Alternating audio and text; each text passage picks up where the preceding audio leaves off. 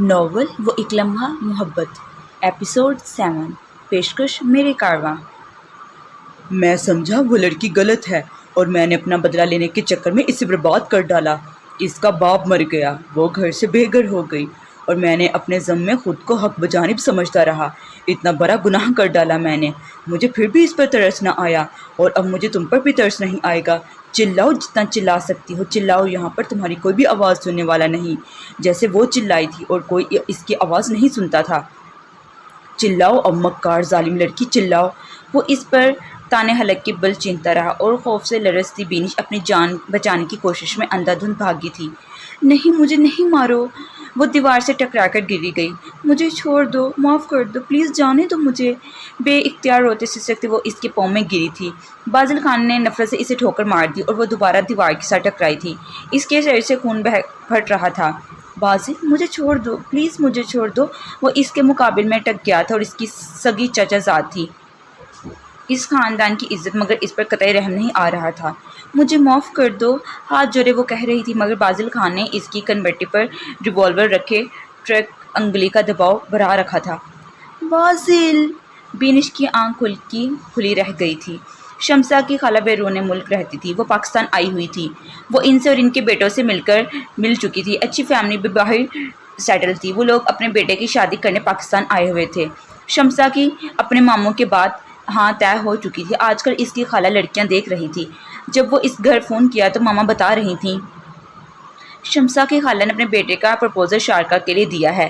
ربدہ حیرت زدہ تھی۔ وہ 1 ماہ کے اندر شادی کرنا چاہ رہی ہیں۔ لڑکا اچھا ہے، اچھی فیملی ہے۔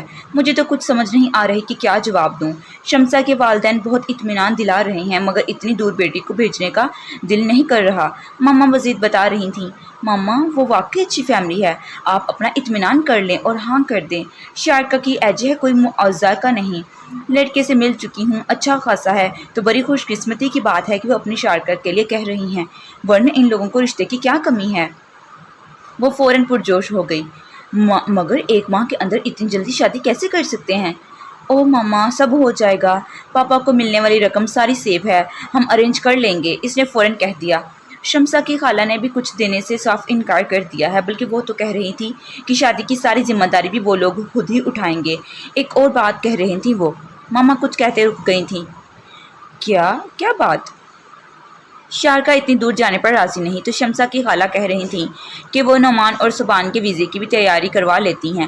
شارکا کے ساتھ یہ دونوں بھی وہاں سیٹل ہو جائیں گے۔ رہ گئی تو آ کر تم چاہو تو وہ تم دونوں کو بھی لے جائیں گی۔ اچھا؟ وہ خاصی حیران ہوئی، مگر میں چاہتی ہوں کہ تمہاری بھی کہیں نہ کہیں شادی کر دوں۔ ماما پلیز، اس نے فوراً ٹوک دیا، میرے ساتھ اتنا بڑا حادثہ ہو چکا ہے، میری بات مت کریں۔ وہ لوگ اتنا کچھ کرنا چاہ رہے ہیں تو انکار مت کریں۔ رقم وغیرہ سب بینک میں سیو ہے، نکلوا کر استعمال کر لیجئے گا۔ میں بھی کسی دن چکر لگانے کی کوشش کروں گی۔ تم وہاں سیٹ تو ہو نا؟ انہوں نے پوچھا۔ جی۔ شارکا اور دونوں بھائیوں کے مستقبل محفوظ ہو جانے کی خوشخبری نے اسے بہت ہلکا پھلکا کر ڈالا تھا۔ یہاں آئے ہوئے اس کو دوسرا ہفتہ ہو رہا تھا۔ بازل خان کے وجود سے ہٹ کر اسے یہاں بظاہر کوئی مسئلہ نہیں ہوا تھا۔ ڈاکٹر یوسف نے ٹرانسفر کروا لیا تھا اور دوسرے ڈاکٹر بھی 1-2 بار چکر لگا چکے تھے۔ وہ سسٹر ریزے سے اس علاقے کی خوبصورتی کی بڑی تعریفیں سن چکی تھی۔ ذہن سے ایک بہت بڑا بوجھ ہٹا تو وہ چل قدمی کی نیت سے باہر نکل آئی تھی۔ کمرے میں آیا تو دل بہت پریشان تھا، کس پل قرار نہ تھا۔ وہ تو اپنی ہی نظروں میں گر چکا تھا، اب کسی اور کے سامنے سر اٹھا کر کرتا بھی تو کیا کرتا۔ بستر پر لیٹا تو بی بی جان انیک کو اٹھائے اندر آ گئیں۔ وہ انہیں دیکھ کر اٹھ بیٹھا اور ان سے پوچھنے لگا، خیر ہے پتر، طبیعت تو ٹھیک ہے نا تمہاری؟ بازل خان نے بجھے چہرے پر ایک گہری نگاہ ڈالی، ندامت سے چور سر جھکا گیا۔ آج اپنے فعل پر انتہائی پیشمان تھا، کسی بے گناہ کے ساتھ کی گئی زیادتی پر انتہائی ندامت ہو رہی تھی۔ غصے وہ تو شروع سے ہی تیز تھا، مگر خود پر لگائے جانے والے بہتان کا صدمہ اس قدر جان لیوا تھا کہ وہ سوچنے رکھنے سمجھنے کی تمام صلاحیتیں کھو بیٹھا تھا۔ تمام حواس اس کے گم ہو چکے تھے، گویا اب جب کہ حقیقت روز روشن کی طرح عیان تھی۔ آج کھل گئیں آنکھیں تو ہر طرف پچھتاوا ہی پچھتاوا تھا، ضیاع ہی ضیاع تھا۔ ربدہ کی ذات کو پہنچنے والا نقصان اس قدر شدید تھا کہ وہ خود کو پرالزام قرار بھی نہیں دے سکتا تھا۔ ضمیر ہر وقت کچھ نہ کچھ کہہ رہا ہوتا تھا، اور ضمیر سے بڑی عدالت بھلا اور کیا ہوتی ہے؟ کیا بات ہے پتر؟ پتہ نہیں، خیر ہے نا؟ میری طبیعت کو کیا ہونا ہے بی بی جان؟ اپنی ہی آگ میں جھلس رہا ہوں۔ اس جیسا صاف ستھری دیانت دار زندگی گزارنے والا فاضل خان اپنی ہی شخصیت کا یہ دوہرا پن برداشت نہیں کر رہا تھا۔ اللہ نہ کرے تم کیوں جھلسو، ایسی باتیں کیوں کر رہے ہو پتر؟ انہوں نے شاید اس کی بات گہرائی کو نہیں جانچا تھا، مگر دل بہل گیا تھا۔ فاضل خان مسکرا دیا، انیک کو بازوؤں میں لے کر اپنی گود میں بیٹھا، اس کے ننھے منھے ہاتھوں کو چومنے لگا۔ بی بی جان، آپ سے بہت ضروری بات کرنی ہے۔ کچھ سوچتے ہوئے اس نے لب کشائی کی۔ کیا بات ہے پتر؟ بی بی جان اس کے انداز پر متوحش ہوئی تھیں۔ بات دراصل یہ ہے کہ بی بی جان کے وہ ایک دم خاموش ہو گیا۔ وہ کل لوٹا تھا اور وہ آج بی بی جان کے سامنے حقیقت بیان کر دینا چاہتا تھا، اور وہ پھر اسے انہیں نہیں بتا سکتا تھا۔ ہر بات بینش کی تھی۔ نفرت سے اس انتقام کی کہانی، ربدہ اور اس کی لی گئی تصویروں کی حقیقت، سب کچھ، اور بی بی جان حیران و شش پر سب سنتی گئیں۔ بینش نے یہ سب کیا؟ یا اللہ! وہ بے یقین تھیں۔ اس نے بینش کی کہانی سنا کر لب بھینچ لیے تھے۔ حوصلہ نہیں پڑ رہا تھا کہ ربدہ کے ساتھ کیے جانے والا اپنا سلوک بیان کرے، بتائے کہ وہ بینش کی طرح کس قدر شفقت کا مظاہرہ کرتے کسی معصوم کی زندگی سے کھیل گیا تھا۔ اس کے سر سے چھت چھن گیا تھا۔ اس کا باپ بیٹی کا غم دل پہ لیے قبر میں جا اترا تھا۔ وہ کچھ بھی نہ بتا سکتا تھا۔ بہت برا کیا اس نے۔ اس نفرت و انتقام میں وہ کئی زندگیوں سے کھیل گئی۔ ان کی آنکھوں سے آنسو بہہ نکلے۔ جہاں بیٹے پر لگا بہتان ختم ہوا تھا، وہیں رشتوں پر سے بھی اعتماد اٹھ گیا تھا۔ بی بی جان، بابا جان کی نظریں میرے اندر شگاف اگل بیٹھی ہیں۔ میں ایک الزام کی زندگی لے کر کیسے جیتا؟ وہ افسردہ تھا اور بی بی جان کا دل بھر آیا۔ اور بینش کا کیا کیا اب تو نے؟ بی بی جان انتقام مجھے اندھا کر ڈالتا ہے۔ جی تو چاہ رہا تھا کہ اسے قتل کر ڈالوں، اور شاید میں کر بھی چکا ہوتا، مگر وہ اس وقت بے ہوش ہو چکی تھی۔ بی بی جان، اب کی دعا نے نہ جانے مجھے کن کن گناہوں سے بچا لیا ہے، ورنہ وہ بینش جان نکلتی ناممکن تھی۔ میں اسے اسی دن واپس چھوڑ آیا تھا۔ اس آپ کی تربیت نے مجھے بچا لیا، ورنہ جہاں تک اتنے گناہ کیے ہیں وہاں ایک اور قتل بھی کر ڈالتا۔ وہ ضبط کی انتہا پر تھا، چاہ کر بھی بی بی جان کو اپنے گناہ کے بارے میں نہیں بتا پایا تھا۔ اللہ بڑا انصاف کرنے والا ہے پتر، میں نے کہا تھا کہ صبر کرو، دیکھا کیسے سارا کھیل کھل گیا۔ میں تمہارے بابا کو بھی بتاؤں گی، بس تو اپنے دل سے ان کے خلاف موجود قدورت نکال دے۔ ان کا بھی بھلا کیا قصور تھا؟ جس طرح بینش نے وہ خط اور تصویریں بھیجی تھیں، کوئی بھی ہوتا تو وہ یہی سمجھتا۔ مجھے کسی سے کوئی گلہ نہیں رہا اب بی بی جان، بس دل میں ایک خلش ہے، کاش سارا مجھے کچھ سننے سے پہلے موقع دیتی۔ مجھے اس کی وہ بے اعتبار نگاہیں جینے نہیں دیتی۔ آپ کے سامنے ہی بات تھی، کیسے وہ بغیر کچھ کہے ہونٹوں پر قفل ڈالے پھپھی جان کے ساتھ چلی گئی تھی، اور پھر چند دن بعد ہی دنیا سے منہ موڑ لیا۔ بی بی جان، وہ مجھے لمحے نہیں بھولتے۔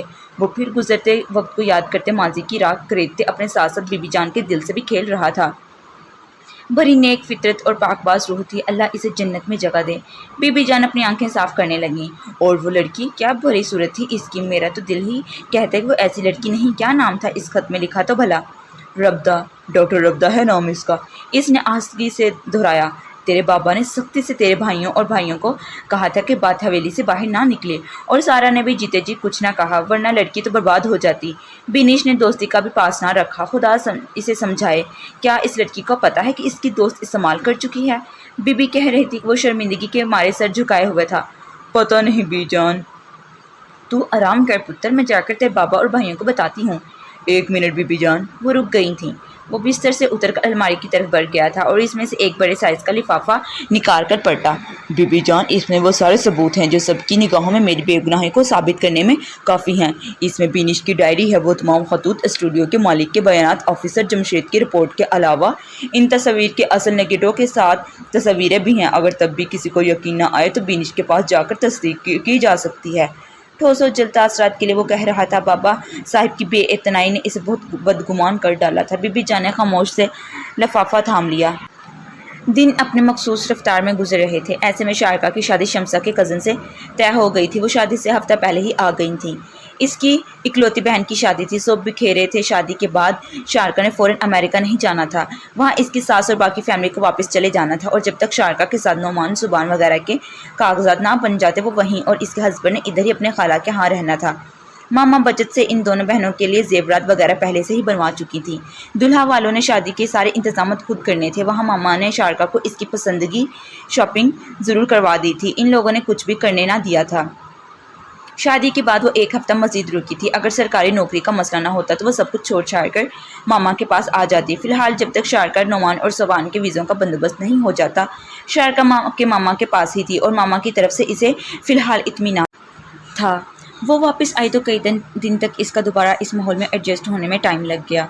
बाजिल खान की तरफ से खामोशी थी। वो समझी कि शायद वो इस शख्स को भूल गया है, वरना इसका खौफ हर वक्त एसाब पर छाया हुआ था। इसने सोचा शायद अब ज़िंदगी सहल गई है, फिर इसकी आजमाइश ख़त्म हो चुकी है।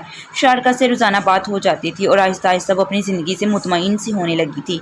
अन्नी की तबीयत अचानक ख़राब हो गई थी। शायद मौसम बदलने के असरात थे। सर्दी बढ़ रही थी। इसे बुखार और फ्लू हो गया था और इसकी ख़राब तबीयत का सुनकर सब हवेली वाले फ़िक्रमंद हो गए थे। और जब रात गई इसकी तबीयत ज़्यादा बिगड़ी तो भाभी बेगम ने सब हवेली वालों को इकट्ठा कर लिया। बाजिल की मौजूदगी में वो पहली बार बीमार हुआ था और सबसे ज़्यादा बेचैन था। आपको पहले बताना चाहिए था। अब रात गई, इसको कहाँ लेकर जाऊँ? शहर भी नहीं लेकर जा सकता।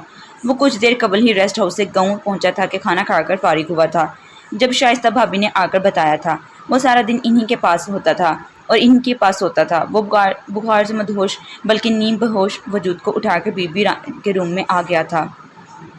मैंने मुलाजमा को भेजकर अस्पताल से दवाई मंगवाई थी मगर कुछ अफाका नहीं हुआ, बल्कि शाम के बाद तबीयत ज़्यादा ख़राब हो गई है।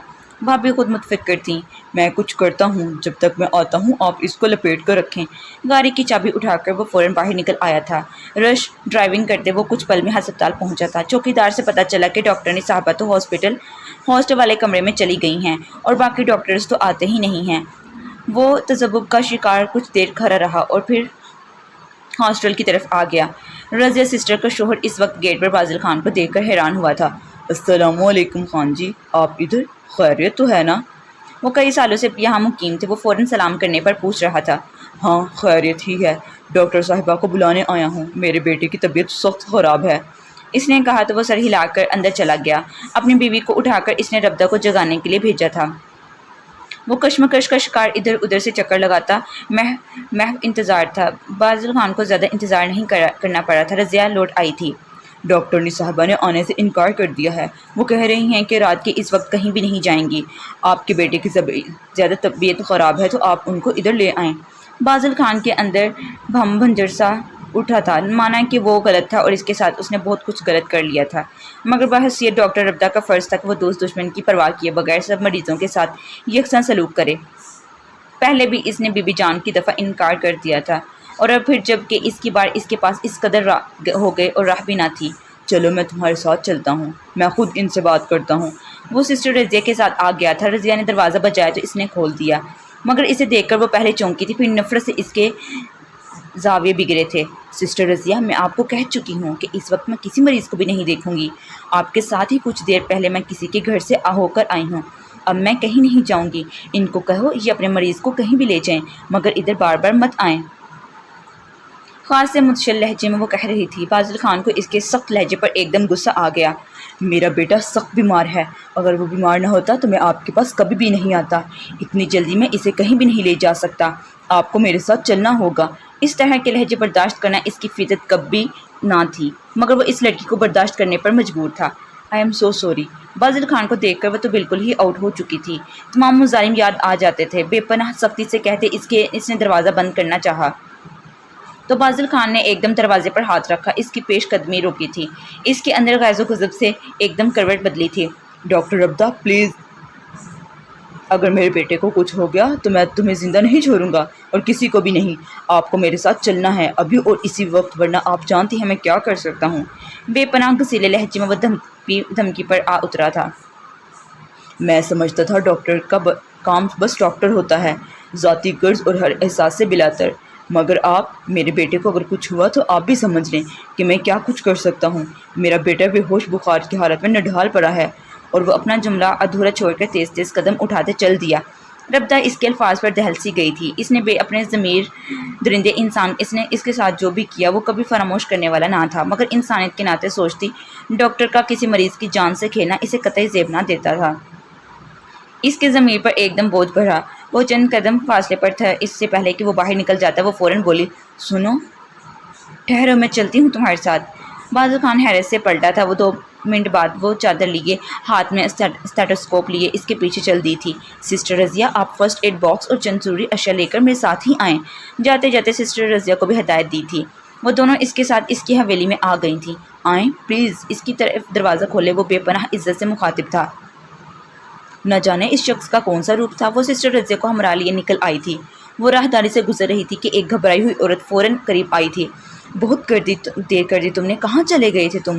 وہ بازل خان سے جو واسطہ پوچھ رہی تھی۔ بازل خان اس کے انداز پر ایک دم پریشان ہوا تھا۔ خیریت چھوٹی بھابھی، انیک تو ٹھیک ہے نا؟ انہوں نے نفی میں سر ہلا دیا تھا۔ بہت خراب طبیعت ہوتی جا رہی ہے اس کی، بالکل ہی ہاتھوں سے نکلتا جا رہا ہے، جلدی چلو۔ وہ اندر بھاگیں تو بازل خان نے بھی پیچھے لپکا تھا۔ سسٹر رضیہ ادھر کئی بار آ چکی تھی۔ وہ اسے بی بی جان کے کمرے میں بازل خان کے پیچھے داخل ہو گئی تھی۔ انیک بستر پر لیٹا ہوا تھا۔ بی بی جان اس کے پاؤں مل رہی تھی۔ بھابھی ٹھنڈے پانی کی پٹیاں رکھ رہی تھیں۔ وہ بالکل زور کملا کر روک رہ گیا تھا۔ میں ڈاکٹر صاحبہ کو لے آیا ہوں۔ سب نے حیرت سے ڈاکٹر ربدہ اور اس کے ساتھ آتی سسٹر کو دیکھا تھا۔ پھر سب کی نگاہیں ربدہ پر جم گئی تھیں۔ یہ تو وہی تصویر والی لڑکی ہے۔ سب کے ذہن میں صرف ایک ہی خیال آیا تھا۔ ربدہ خاموشی سے بستر پر بیٹھ گئی۔ بچے کی کنڈیشن حقیقت میں انتہائی خراب تھی۔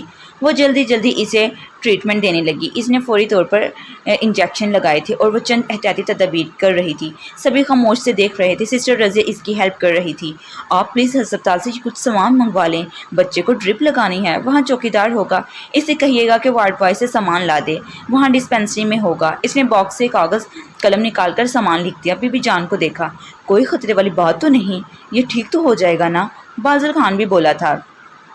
فی الحال میں تو کچھ نہیں کہہ سکتی۔ سسٹر رضیہ، آپ ایسا کریں، خود جا کر یہ چیزیں لے آئیں، فوری ضرورت ہے ان کی۔ اس نے اسے جواب دے کر کاغذ سسٹر رضیہ کو تھما دیا۔ بازل خان کی بجائے سجاول بھیا سسٹر رضیہ کو ہمراہ لیے چلے گئے تھے۔ وہ اس دوران کچھ نہ کرتی رہی تھی۔ بی بی جان اسے بغور دیکھ رہی تھی۔ تمہارا نام ربدہ ہے نا؟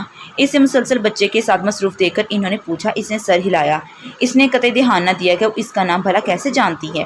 اس نے گرم چادر اچھی طرح اپنے گرد لپیٹی ہوئی تھی۔ بابا صاحب بھی اسے بغور دیکھ رہے تھے، جبکہ بازل خان اپنے بیٹی کی طرف متوجہ تھا۔ بچے کی یہ کنڈیشن کب سے تھی؟ ان لوگوں نے مسلسل خاموشی سے گھبرا کر اس نے پوچھا۔ کل سے خراب تھی، صحیح بخار ہلکا ہو گیا تھا، میں نے ملازمہ کو بھیج کر دوائی منگوائی تھی، مگر شام کے بعد طبیعت زیادہ بگڑ گئی تھی۔ شائستہ بھابھی نے بتایا تو وہ سر ہلا کر گھڑی دیکھنے لگی۔ 2 بج رہے تھے۔ وہ کب سے یہاں تھی نہ جانے ابھی اسے مزید کتنی دیر یہاں رکنا تھا۔ تم کہاں سے آئی ہو؟ تم ادھر کیوں نہیں؟ ادھر کی تو نہیں لگتی۔ بازل خان نے بی بی جان کو دیکھا، یعنی وہ لوگ اسے پہچان گئے تھے۔ اس نے کسی سے بھی ذکر نہ کیا تھا کہ یہ ڈاکٹر ربدہ ہی اصل ربدہ ہے۔ جی میں شہر سے آئی ہوں، لیڈی ڈاکٹر کے طور پر میری یہاں پہ سلیکشن ہوئی تھی۔ میں پچھلے 2 ماہ سے ادھر کام کر رہی ہوں۔ کافی روکھے لہجے میں کہا تو بازل خان نے لب بھینچ لیے۔ اچھا، ان سب کو خاصی حیرت ہوئی تو وہ 2 ماہ پہلے ان کے علاقے میں بھی تھی اور ان کو خبر تک نہ تھی۔ نئی ڈاکٹر آئی ہے تو پتہ چلا یہ لڑکی وہی اندازہ نہ تھا کہ سسٹر رضیہ سامان لے آئی گئی۔ انجیکشن اور ڈرپ کا اثر تھا کہ 1-1.5 گھنٹے بعد بچے کی طبیعت سنبھلنے لگی تھی۔ بخار کا زور کم ہوتا ہوا نظر آ رہا تھا۔ اس نے بچے کے گرد کمبل بھی اچھی طرح لپیٹ دیا تھا۔ بچے کی حالت بہتر ہو رہی ہے۔ 1-1.5 گھنٹے میں یہ ڈرپ ختم ہو جائے گی تو آپ لوگ اتار دیجیے گا۔ یہ کچھ میڈیسن ہیں، بچے کو ہوش آنے کے بعد ہلکی پھلکی خوراک جیسے ساگودانہ، کھیر یا دلیا وغیرہ کے بعد کچھ کھلا دیجیے گا۔ میرا خیال ہے اب ہمیں چلنا چاہیے۔ چادر اچھی طرح اپنے گرد لپیٹ کر وہ سسٹر رضیہ کو دیکھتی اٹھ کھڑی ہوئی تھی۔ اطراف میں موجود سب لوگوں نے اسے دیکھا۔ ابھی رات باقی ہے بیٹا، صبح چلی جانا۔ بی بی جان کو تو وہ پہلے ہی نظر میں دل و جان کے حد قریب لگی۔ بے پناہ خلوص و انسیت کا اظہار کرتے ہوئے وہ بتک گئی۔ جی نہیں شکریہ، میں تو بس بچے کی وجہ سے آ گئی تھی۔ اب میرا کام ختم ہو گیا ہے، بچے کی حالت صبح تک بہتر ہو جائے گی۔ براہ مہربانی آپ ہمیں واپس چھوڑ آئیں۔ اس نے جواب دے کر بازل خان کو دیکھا۔ وہ فوراً کھڑا ہو گیا۔ صبح ہونے میں چند گھنٹے ہیں، آپ رک جائیں، بچے ہم صبح چھوڑ آئیں گے۔ بابا صاحب نے بھی کہا تو وہ لب بھینچ گئی اور بڑی تلخ نگاہ بازل خان پر ڈالی۔ میرا خیال ہے میں انہیں چھوڑ آتا ہوں۔ اس سے پہلے کہ وہ نفرت کا اظہار کرتی اور بازل خان کا رہا سہا بھرم بھی تباہ ہو جاتے، اس نے فوراً منتظر سے غائب ہو جانے میں عافیت سمجھی تھی۔